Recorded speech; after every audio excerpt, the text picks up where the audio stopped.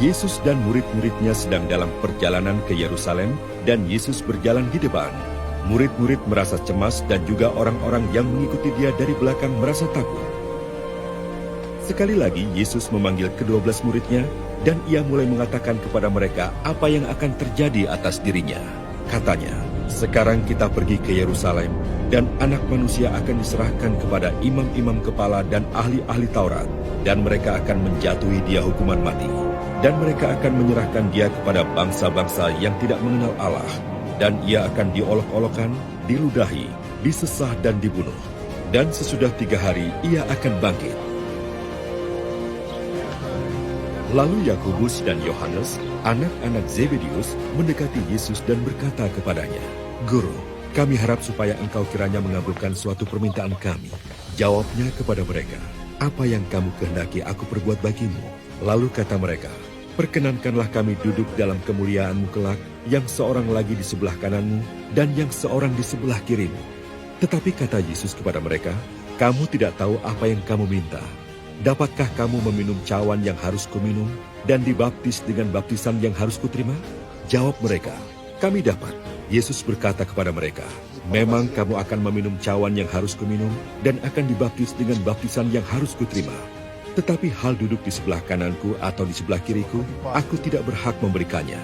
Itu akan diberikan kepada orang-orang bagi siapa itu telah disediakan." Mendengar itu, ke-10 murid yang lain menjadi marah kepada Yakobus dan Yohanes.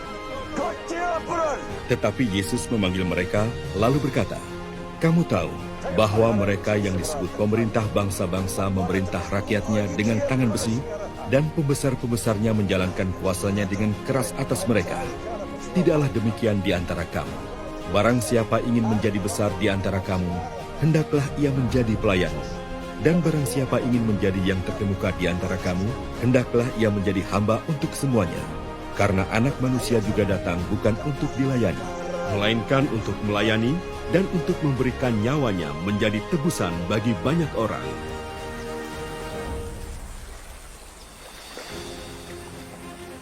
Lalu tibalah Yesus dan murid-muridnya di Yeriko.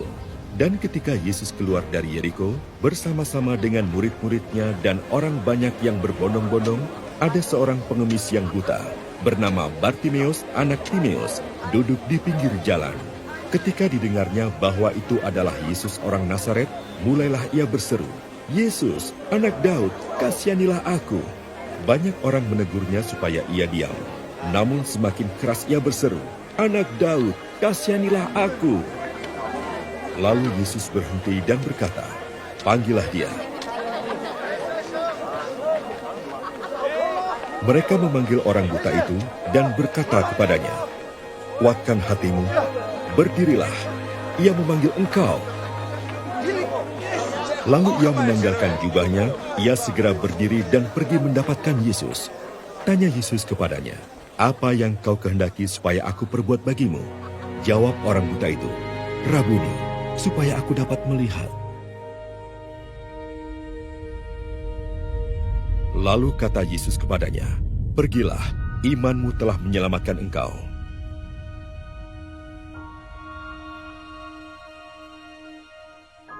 Pada saat itu juga melihatlah ia, lalu ia mengikuti Yesus dalam perjalanannya.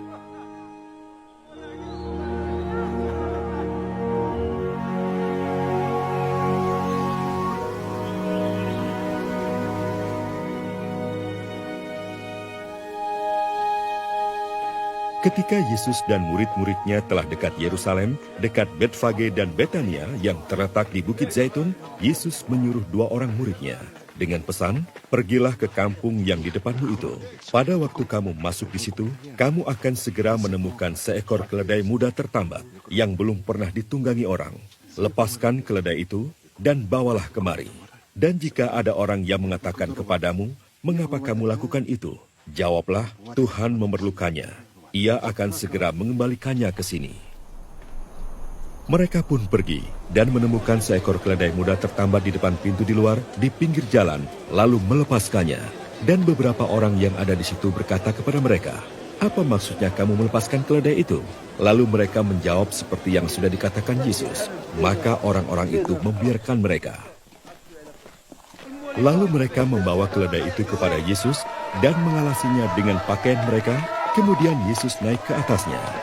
Banyak orang yang menghamparkan pakaiannya di jalan. Ada pula yang menyebarkan ranting-ranting hijau yang mereka ambil dari ladang. Orang-orang yang berjalan di depan dan mereka yang mengikuti dari belakang berseru, "Hosana, diberkatilah dia yang datang dalam nama Tuhan. Diberkatilah kerajaan yang datang, kerajaan Bapa kita Daud. Hosana di tempat yang maha tinggi."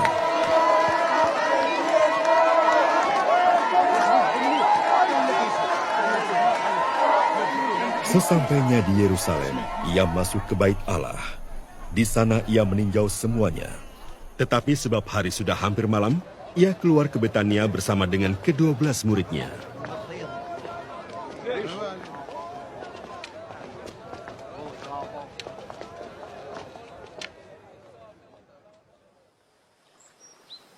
Keesokan harinya sesudah Yesus dan ke-12 muridnya meninggalkan Betania, Yesus merasa lapar. Dan dari jauh ia melihat pohon ara yang sudah berdaun. Ia mendekatinya untuk melihat kalau-kalau ia mendapat apa-apa pada pohon itu. Tetapi waktu ia tiba di situ, ia tidak mendapat apa-apa selain daun-daun saja, sebab memang bukan musim buah ara. Maka katanya kepada pohon itu, "Jangan lagi seorang pun makan buahmu selama-lamanya." Dan murid-muridnya pun mendengarnya.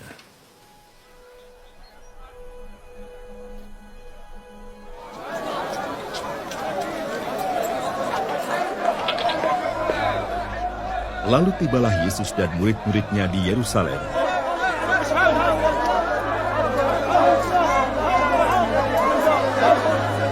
Sesudah Yesus masuk ke bait Allah, mulailah ia mengusir orang-orang yang berjual beli di halaman bait Allah.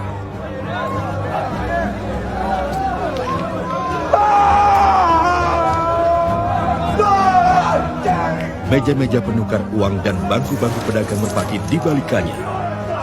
Dan ia tidak memperbolehkan orang membawa barang-barang melintasi halaman bait Allah.